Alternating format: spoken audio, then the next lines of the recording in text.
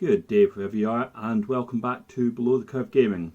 It's Martin here, and today, yet again, we have something new and exciting. Now before we start, a quick public service announcement. The weather up here in the north of Scotland is utterly miserable. Despite my best attempts, you'll still probably hear the wind whistling through, and you might even hear the cars outside going through the puddles. I've done my best to mitigate that noise, but there's only so much I can do. So, as all of you will know, there is nothing I like more than looking for an excuse not to paint models. And the best way to do so is to buy new models so that you never get onto your painting backlog because you're always building. A long time ago, I believe it would have been the first ever White Dwarf I bought, which would have been about issue 201. It had a squig hopper in the front of it. Some of you will be able to tell me exactly how true this is if I've got the issue versus article correct. But there was an article by a chap called Steve Anastov, which was about collecting a new army. And in it, he goes to the other White Dwarfers and he says, "I'm collecting a new army." One of them just starts laughing. Another, I believe Thomas Perrin, a Finnish chap who used to work for them, starts crying, and he goes on to collect a Night Goblin army ahead of a tournament. And at the end of it, he doesn't do particularly well. He puts the army in a carry case. He picks up a Nurgle model instead of the final unit of goblins he has to paint, slaps on a base coat, and he looks over the desk and he shouts to everyone, "Guys, I'm painting a new army. I'm collecting a new army." Nobody laughs, nobody cries, they just sigh. To some of you, this is going to be that moment. So, what's a new army, and what's going on, and what are all these little bags in front of us, and why is there a sadly painted model at the very back which is slowly maybe coming into focus with a bunch of naked girls? Well, the new models, HC, stands for Han Chinese. These are the Han Chinese models from Newline Designs, and they are fantastic. These are more specifically the Rebel Spearmen, Rebel Archers, and then just behind them an awful lot of bags of medium cavalry, light cavalry, and horse archers. Now sadly, due to an oversight on my behalf, which is known as a distinct lack of bases, I have been unable to assemble the cavalry because they're on the sort of metal stands and they're made in what I believe to be two-part moulds. The mould line along the bottom just means they don't quite stand upright. They do stand, but for a 20-25 minute video, all it would take is me to accidentally knock the table and you'd get a real-time viewing of a 30-something-year-old man crying as a small bow goes flying off. So, why Han Chinese? Why Rebel Spearmen? What's this all about? So first things first, I think what we need is a little bit of background. I know that some people here love my sort of little history lectures and a little bit of information they glean from it. So, without further ado, who were the Han Chinese?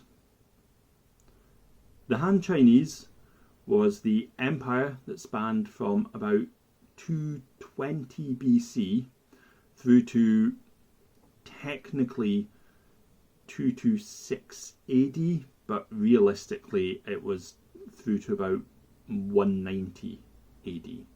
That still covers a period of 400 years. They followed the Qin Dynasty. Now, the Qin Dynasty is the emperor that the film Hero with Jet Li. That is a Qin emperor. It's a very well covered in cinema period of history. It is a sort of the start of the golden age of China, as it were. China is unified for the first time under one emperor. Unfortunately, he goes mad, he becomes power hungry, and he starts to see conspiracies. This is probably, with the benefit of hindsight, we can realise caused by the fact that he was taking mercury pills, thought to broaden the mind back in those days, but we know mercury is poisonous. Amongst other things, it causes depression and hallucinations. possibly, although this is not completely proven, could lead to this onset of dementia-like symptoms. Once this emperor passes away, there is a civil war between what is originally the foreman of a slave labour team and various other states. This foreman becomes a general and eventually becomes emperor. He is the first Han emperor. He rules for a long period of time. However, the Han dynasty's entire existence is plagued by the northern tribes, what will eventually become the Mongols. This results in a total reformation of the Chinese military, very similar to how Philip and Alexander reformed the Macedonian army and thus the entire Mediterranean way of warfare for a period of time. What the Chinese stopped doing is they stopped using chariots, particularly light chariots, because they're not fast enough to catch horsemen. A horse pulling a cart will always be outpaced by a horse that's not. And the large infantry blocks of spearmen or G-armed troops. Now the G is the Chinese halberd. It's a spear with a sort of dagger attached to it. Now in some cases that dagger is hooked. In some cases it's simply tied or bound to the spear, in the cases of the poorer, more peasant sort of militia forces. And in the more professional army it's a cast iron, and this is very important. This is a period of time when everyone else is still using bronze and only starting to experiment with iron. By this point, China has iron weaponry, iron armour. Its infrastructure, particularly round about farming and irrigation, is hundreds of years ahead of Europe's. They use a crossbow predominantly. The thing about the crossbow is a bit like the sling. It's a lot easier to use. You simply, effectively, as folk would say nowadays, point and click it. Whereas the longbow, or any form of bow, and the longbow doesn't exist at this point, is more difficult to produce. It is a lot more difficult to train with. And the longbows are more expensive. It needs to be better made than the crossbow. So China has a huge imperial infantry army at this point, backed up by some horsemen and chariots. They get thoroughly defeated by the northern tribes, to the point that they're effectively vassalaged. They have to pay huge amounts in tribute every year, and most humiliatingly send their princesses to be married to these northerners. Eventually, despite having to pay huge amounts of tribute, they're able to build up their army and revolutionise it, and they do so by almost entirely scrapping their infantry and replacing them with a massive cavalry corps, to the point that families are exempt from supplying sons to the military. They're exempt from supplying their first 3 sons if they can supply 1 horse. Now this is huge. Nobody else is able to breed horses on the sheer scale that the Chinese can, and they throw everything at this. And eventually they ride up north, and after quite a protracted campaign, make no doubts about it, this is also desert warfare, please bear this in mind, they're able to defeat the northern tribes. A part of it is that northern tribes become imperialised in a way. They grow very rich and, in inverted commas, fat off the gains of China, start trying to emulate China a bit, and in doing so, they become complacent. And eventually they're defeated, and they in turn are vassalised. China is able to then establish the Silk Road trading route. They effectively get to the gates of Rome with their envoys. It's generally accepted that they never quite get to Rome. They probably get to the Mediterranean, where the envoys turn back. It could be that the Parthians trick them. The Parthians want to trade with the Chinese to themselves. China does trade to a small degree with Rome, but it's with Roman colonies, not with Rome proper, as it were. Or it could be that when they saw the ocean, they just felt, they knew there was land beyond it, but they felt enough was enough. By this point, the envoys had travelled at least 1,000+ miles and probably just wanted to go home. But with trade comes money, with money comes corruption. China is at this point not ruled by but administered by a class, the eunuch class specifically, a class of administrators and civil servants. Now, the reason they use eunuchs is that it was believed that by castrating these men they would lose all ambition and they would become subservient to the ruling class, the emperor and his nobles. However, this did not prove to be the case. The rationale behind this was, if a man could have no heirs, he would not work to build himself a legacy to be passed down his family generations. What they didn't realise is this meant that it very much became greed, greed, greed, must have now. And so, this eunuch class utterly brought China to its knees. They controlled the emperor, they controlled his armies to a degree. The generals were constantly in a almost covert war with the eunuchs, as were what was called the Empress Dowager, which is generally the mother of the heir to the throne, and her woman in waiting.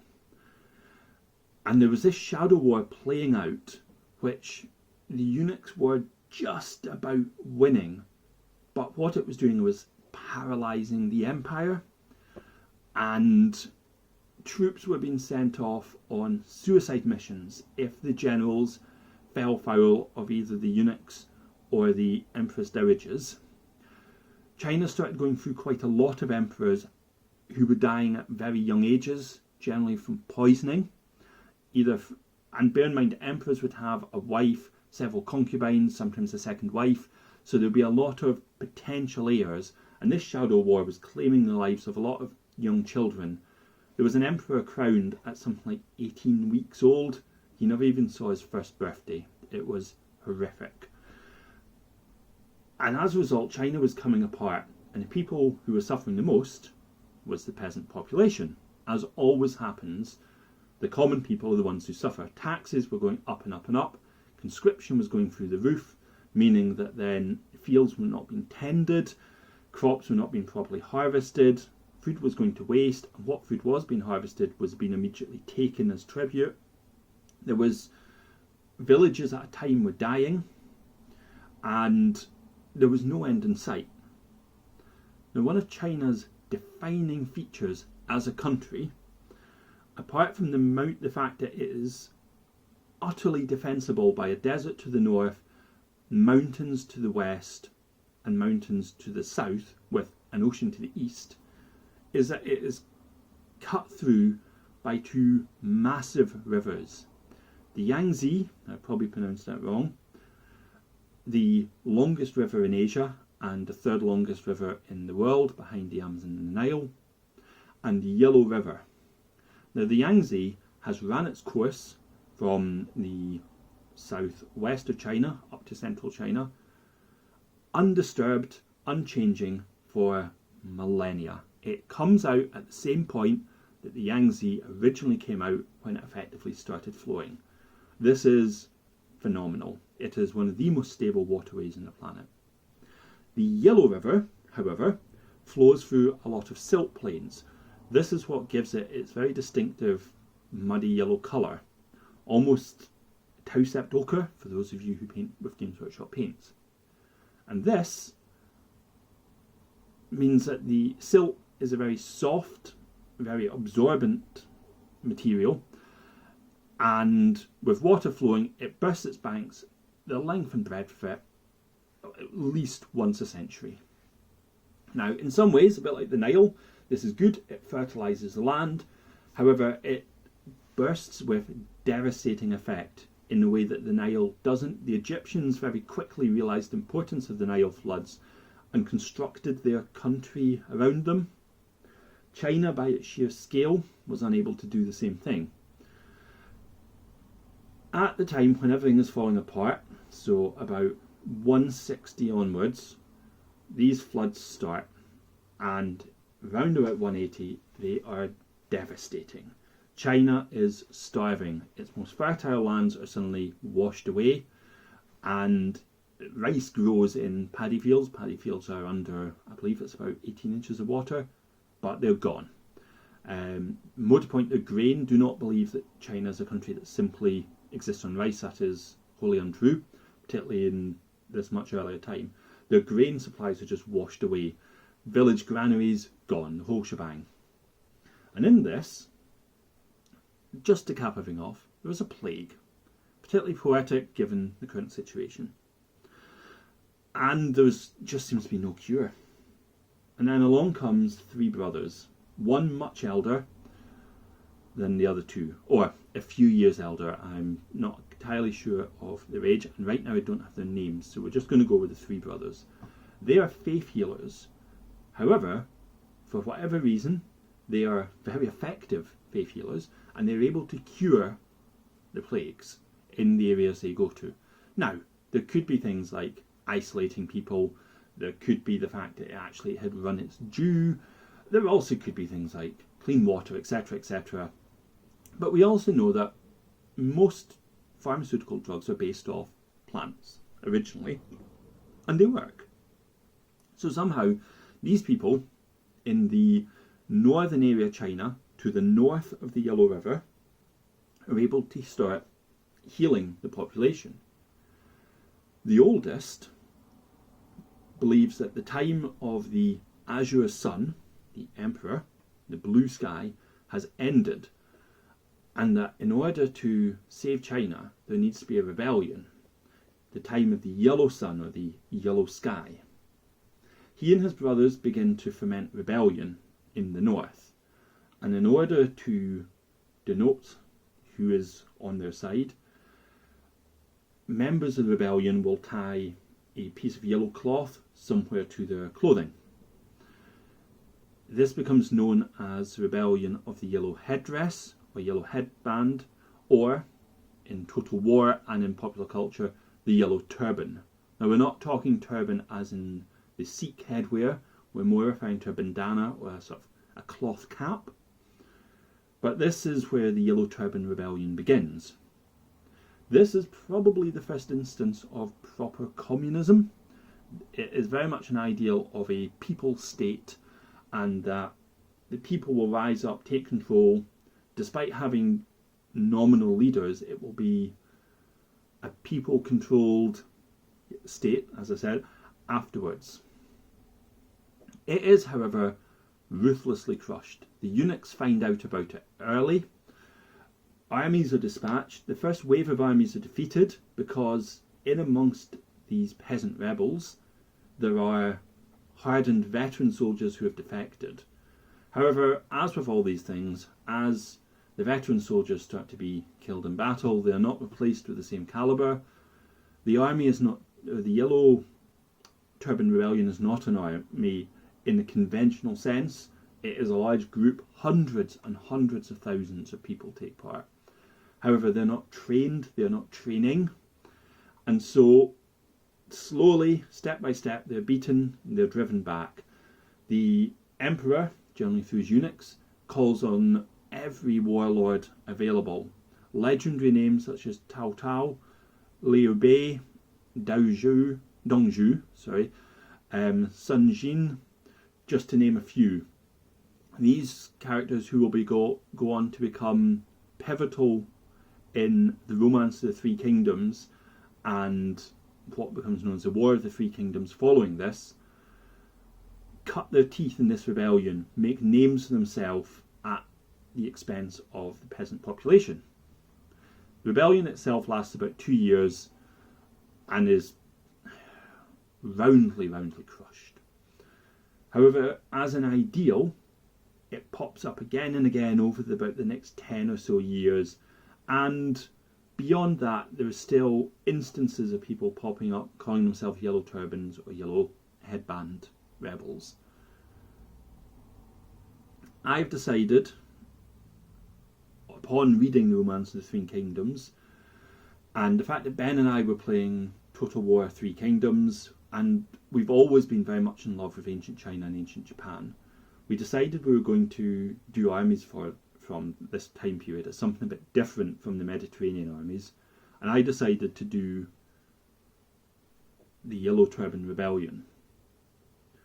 They're an iconic piece of history, despite being almost a monumental failure. They set the seeds for something much greater. They brought down an empire, despite never beating it, and they have led to the idea of one of the great ways of thinking, I guess you could say, in communism, and something that's had a massive impact on the 20th and 21st century. It's interesting to note that Yellow Turban are seen very much as the bad guys because they brought down the golden age of Chinese empire. Now, the Han Empire was crumbling long before the Yellow Turbans came along, but they were the death knell. But China has an interesting way of looking at its own history, and despite having been a communist country, and you could argue to a degree still a communist country, they do not see this early People's Rebellion as a positive thing, in my reading and understanding. Now, I know people who have far closer connections to China than I do, and maybe they would be able to provide comment as to whether this is entirely a true statement. But I do find it a particularly fascinating period of history. To this end, let's get to the models. I ordered from Newline Designs their Rebel Spearmen and their Rebel Archers. Now, I'm hoping I can zoom in a bit better than I have. These models are very nice. The detail is nice. I find personally they're a lot nicer than the than the first core models. In a later video I will show some of the first core models. I believe it is Sean runs Newline Designs, and he has an extensive range. He has the generic Han Chinese troops, he has the Eastern Han Chinese troops. This would allow you to make armies more along the lines of Tao Tao or Gongsun Yan than the other troops, which are the more Western Han troops. He has all the different cavalries. He has the sitting Tiger Stone Thrower that will feature in a later video by dint of the fact it's not arrived yet. He has the Southern Tribesmen, or the Naman, and characters, chariots if you want to go for earlier Han Empire. He has a complete range to do everything except, I believe, the light infantry with 2 swords. For the troops with 2-handed weapons, you can use his halberd troops. It's just, he covers everything. First Corps cover a large amount of it. I personally think the heads are somewhat squashed in their models by comparison, but I will do a comparison so you can see them. Ben and I ordered a phenomenal amount, which came to round about £200 worth. Sean offers a 30% discount if you buy an army from him. This does not, you cannot buy his unit deals, but if you put together just an army as we did, then you get a 30% discount. I ordered 60 of the Rebel Spearmen, 12 of the Archers, 12 light horse, 6 medium horse, and 12 horse archers, 6 medium horse, 6 light horse. I ordered the Sitting Tiger catapult, and at the back I ordered command groups. I will bring them forward, I believe.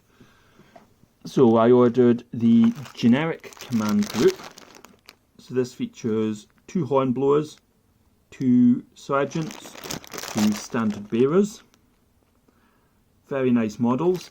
And I ordered the Eastern Han command group, just for a bit of professional looking, with scale mail armour, these wicker shields, and yet again they have 2 of each character. In addition to this, we have a Kickstarter called Asian Adventures, delivering in the next week or so, through a chap called Ian Lovecraft, as in H.P. Lovecraft, I guess. He has done many 3D printing Kickstarters. Asian Adventures comes with Japanese, Mongol and Chinese troops. The Chinese troops are G-armed infantry, spear-armed infantry, crossbow-armed infantry and sword infantry, with the option to give the sword infantry a sword in each hand. This will, between the two, complete the army and give me some professional looking soldiers to back up my horde of rebel models. I am really looking forward to this army. The infantry will be painted with probably yellow jackets. They don't have particularly many, in fact I don't believe there are any with headbands, and I'll give them cream trousers, I believe. The heavy infantry will be painted with the headband that goes around the helmet will be yellow. They may have yellow sleeves, but I'll decide once I start painting them. Ben, on the other hand, has gone for the throne, as it were. He's doing Liu Bei, one of the greatest Chinese heroes, and his two brothers, in inverted commas. They were his companions who fought with him from beginning to end. Guan Yu and Xian Fei, I believe they are called. But I will let Ben do his own video showing them. However, we have not entirely forgotten about the Ptolemaics, so bear with me and we will take a look at what I've done for them recently. So here we have Ptolemy himself. Now, I recently played a game and won. Unfortunately for my poor opponent Daniel, it was a very convincing win. So it is decided that this is Ptolemy the First, or Ptolemy Sotaya, which means saviour, rather than Ptolemy the Eighth, in brackets the inbred, who, to be honest, struggled to strap his sandals, never mind lead an army. So this is the Aventine Ptolemy miniature. It cost a dizzying heights of £1.84. The two young Egyptian ladies, now they're very short, so I assume they're meant to be sort of teenage. They are from Wargames Foundry, and the two girls, and I will turn the model around so we can see them. These two models at the back are from Effin' Cool Minis, and they are the drummers with their signal drum. I just fancied something a bit different. They are painted using a combination of Games Workshop and Foundry paints, and that's actually one of the reasons why I brought them here. I talked in a previous video about my wish to paint skin in a more sensitive and appropriate manner for the ethnicity of the model I was painting. To that end, I ordered the Wargames Foundry paints. I have to say that I found these to be very disappointing. They are beautiful colours, but they do not cover black. I have tried the Duncan Rhodes two thin coats approach, and about literally 6 thin coats of the base colour later, and I could still see through it. I then painted the skin on my models in grey cere, and I believe some of them in Wraithbone, to try painting over that, and it went on incredibly blotchy, the paint over it, and this was yet again with thin coats of paint. So eventually I had to use washes as well, which was something I was really hoping not to do, because I find that washes make all skin tones look much and such the same, and then highlight up using the other ones. So the drummer girls are done using the Near Eastern paints.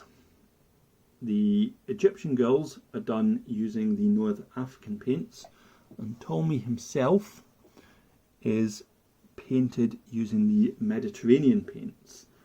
They are really nice. I am pleased with them, but I have to say I don't think I would paint more models with these paints. I was going to buy the Oriental colour set to do my Chinese. I am not entirely convinced I will be doing so.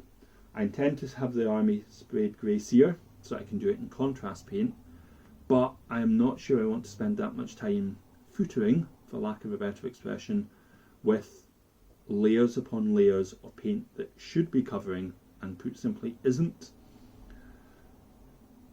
I'm still very pleased with the model.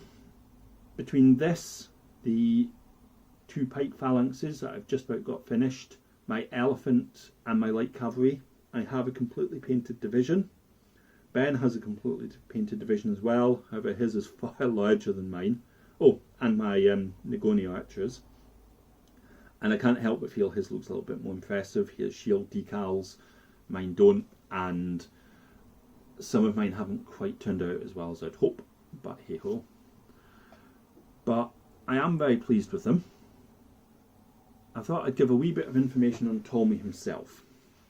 So Ptolemy was one of Alexander's most trusted generals. This can be evidenced by the fact he was given the satrapyship of Egypt, one of the most productive areas in the Mediterranean basin at the time. However, once Alexander died and his generals started to fall out, Alexander's body was to be escorted back to Macedonia for his burial. Ptolemy and his troops ambushed the caravan, stole the body, and ran back to Alexandria with it. It's believed Ptolemy did this because he felt in order to legitimise his claim for Alexander's empire, holding Alexander's body would give him a lot of political sway, as well as the threat of, if you come and invade me, I might just do something bad to that body. The other generals ganged up on him, attempted to invade, and whilst attempting to cross the Nile, they decided bizarrely to move their troops to a large island in the centre. The island collapsed under the weight of several phalanxes and were torn apart by crocodiles, ironically, as well as obviously Ptolemy's own troops. Ptolemy Sotaya lived until I believe his early 80s. He had 2 sons who'd go on to become Ptolemy II and III. Both of these were wise rulers who expanded their empire. However, Ptolemy himself fell out with the first Seleucid emperor, whose name has totally escaped me right now, and this set the scene for basically the duration of the Ptolemaic Empire's long-running series of Syrian wars, where they became far more concerned about defeating the Seleucids than they really did about consolidating their empire.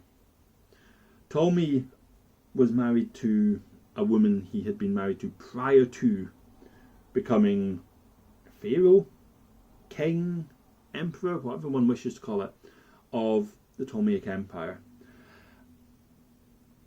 His first sons were married to wholesome other individuals. However, following this, because the Ptolemaics never learnt Egyptian, they didn't understand the Egyptian cultures. The Egyptians referred to one another as brother and sister, not because they were related, but to show they were very close, almost in that close family way. And when the Ptolemaics heard that brother married sister, they started to do so literally. This actually, amongst other things, one, set them very much apart from the rest of the successor kingdoms. In Greece, this was seen as a big no-no. In fact, in most of the civilized world, for fairly obvious reasons, and in Egypt, they were baffled by this. And it further served to show that these were foreign overlords. In an attempt to appease the Egyptians, they attempted to merge some of the Egyptian and Greek pantheon and bring Egyptian and Greek gods together as the same person. This was actually surprisingly more successful, but the Ptolemaics never really integrated themselves properly into Egyptian society. Alexandria, which was the capital of the Ptolemaic Empire, had 4 quarters. It had an Egyptian quarter, a Greek quarter, a mercenary quarter, and then another sort of quarter, which amongst other things would have Jewish merchants from overseas, travellers. And in having that Greek and that Egyptian quarters of the cities, it very much sent this message of us and them. And anybody who studies history will know that successful empires are built upon integration, not driving a wedge, not segregation. Empires which attempt to conquer and subjugate their people may, in the short term, be successful because you can rule through fear, horrifyingly, but in the long term, it is not a successful way. And segregating yourself from your local populace does not work when things start to go wrong. And unfortunately for Egypt, things had been going wrong for a while. The Nile basin was no longer the fertile land it had been at the start of the era of the New Kingdom. Now bear in mind, this was almost 1,000 years prior, but Egypt was still very much seen as the breadbasket of the Mediterranean, but it couldn't actually live up to this claim. Ever since the attack of the Sea People, Egypt had ceased to be a main player in Mediterranean politics in the way it had been. It was still undoubtedly a power, but it was not the superpower. Whilst Ptolemy Sotaya attempted to rectify this, his sons and then grandsons, and from then, well, we don't even really have words, they were so inbred, did not follow this period of reform up. And so Egypt, while still producing grain, it was under the heel of Rome, it was under the heel of basically everybody, and it was constantly exporting. The problem with constantly exporting is you can't feed your own population. Rome was not renowned for imposing fair trade deals which allowed people to feed themselves. Rome was very much concerned with feeding the empire and feeding the imperial armies, and Egypt very much suffered. And indeed, from Ptolemy onwards, Egypt was never really an independent country again. It was passed from the Macedonians, the Ptolemaics, to the Romans, to the Arab nations, and this has continued on. Egypt has never been, or has not been Egyptian, truly Egyptian, since about 320 BC. On that sobering thought, I will leave you now. I hope you've enjoyed this video, you've learnt something. I would recommend for any of your ancient battle needs, you check out Newline Designs. The models are absolutely fantastic. I have been delighted with all the ones I have bought. And until my next video, I hope everyone stays safe, enjoys the beautiful weather, and gets all the satisfaction they can out of their hobbying at this difficult time. Thank you for watching.